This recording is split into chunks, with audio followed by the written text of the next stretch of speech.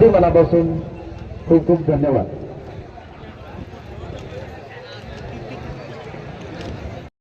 पैसा इथंच राहणार आहे।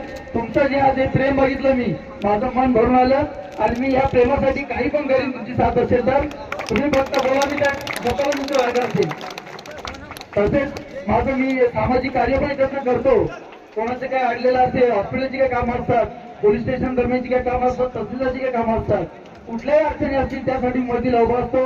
माझा उद्देशच एकच आहे तर कोणाच्या गरीबाला कधी मी उपयोगाला पडेन, याच्यात मला जी पुण्य मिळेल त्यात मला खूप मोठं समाधान आहे आणि त्यात माझ्या फॅमिलीला पण समाधान आहे। तुम्ही सर्वांनी आज हा वेळ दिला आणि आज इथे मातीमध्ये तुम्ही लाल होईपर्यंत उन्हामध्ये तापले आणि एवढा वेळ देऊन थांबले, मनापासून तुमचे सर्वांचे आभार व्यक्त करतो।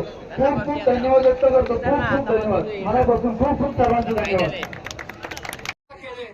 जो खेळ आज काय असतो, या मातीचा खेळ काय असतो, आज आम्ही रोज ऑफिसमध्ये एसी मध्ये असतो, घरामध्ये एसी मध्ये असतो, गाडीत एसी असतो, पण जेव्हा या शेतकऱ्याच्या खेळामध्ये मातीवर उतरतो ना, तेव्हा आमचे पांढरे कपडे लाल होऊन जातात।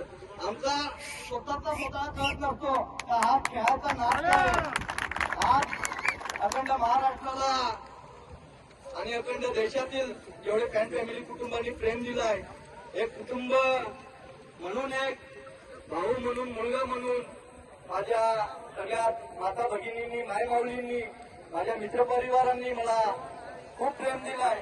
असाच प्रेम सदैव असू द्या मथुरवर, माझ्यावर। मथुर जोपर्यंत आयुष्यभर आहे देवाला प्रार्थना करतो, जोपर्यंत मी जिवंत आहे त्याला तोपर्यंत जिवंत ठेव, कारण की त्याची पुढची वेदना मला सहन नाही होणार। म्हणून एक बैलगाडा मालक म्हणून देवाला प्रार्थना करतो तो मथुरला सदैव असाच अखंड महाराष्ट्राचा लाडका मथुर त्या माझ्या दावणीतला जोपर्यंत मी जिवंत आहे तोपर्यंत माझ्या दावणीतला असाच राहायला पाहिजे।